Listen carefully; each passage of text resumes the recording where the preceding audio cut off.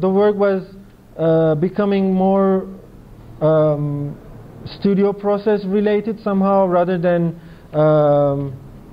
just being like one project. I was more involved with the materials, and I was also documenting and turning that documentation into work. So these were like all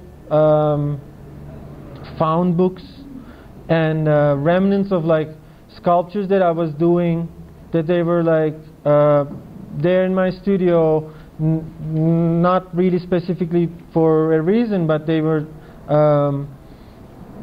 turning into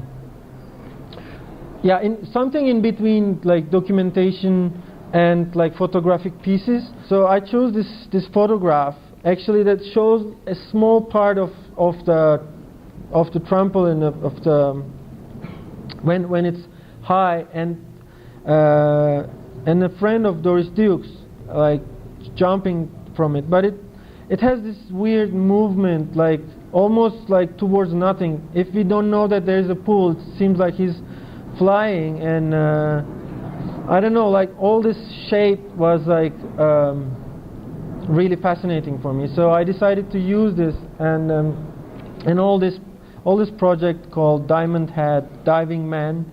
So the work that I did, basically I decided to bring the scale model. I took it apart, and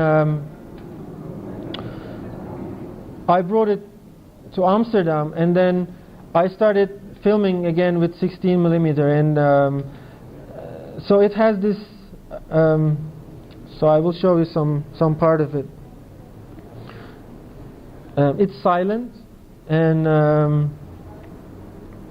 again I didn't really say anything when I showed this piece. I didn't necessarily explain, maybe by talking, yes, but not like with the text. So it was this kind of dimensionless ruin, which we didn't know where it came from, and I think it had some kind of labyrinth-like deconstructed form. Yeah, I think somehow like this process, again, it brought me to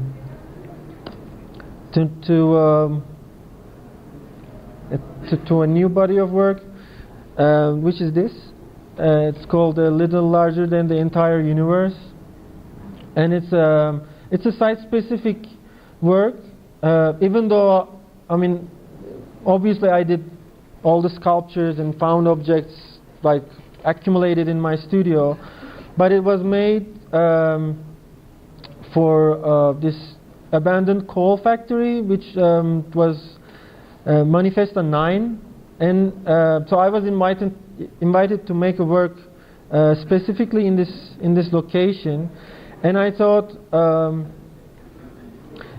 really like approaching all this architecture with the way that I dealt with Fordlandia and Shangri-La. So it was, in a way, you know, like the same thing, but it was like the European version. So it was this coal mine factory in Belgium, and it was abandoned, and it was going to be transformed into something else. So I was really into ceramics, drawing, and filming. So like the installation piece, it turned into a film. I mean I did many different, I see them as almost like still lifes. So this could be like constructivist, surrealist moments that they are like reconstructed, but that they contain some kind of science fictional element in them. And I mean it's all this modular architecture that is, I mean it is really realized in Japan. So I think it was like ahead of its time. But of course now it's a different thing, because I mean architects today, they don't think in these utopian terms, because it's a different thing now, and like this approach doesn't really exist.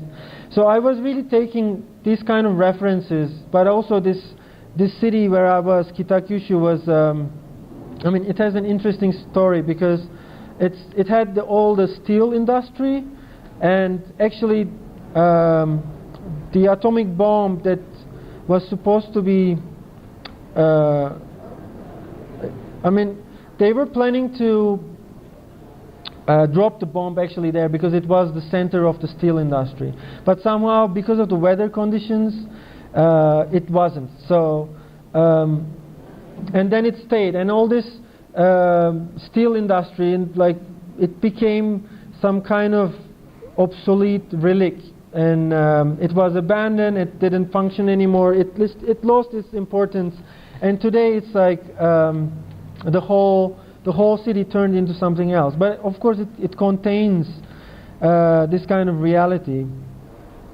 So yeah, this again, I mean, this is like a body of work that it could be. I'm not really seeing them as finished pieces, but they're more like parts maybe of a publication or.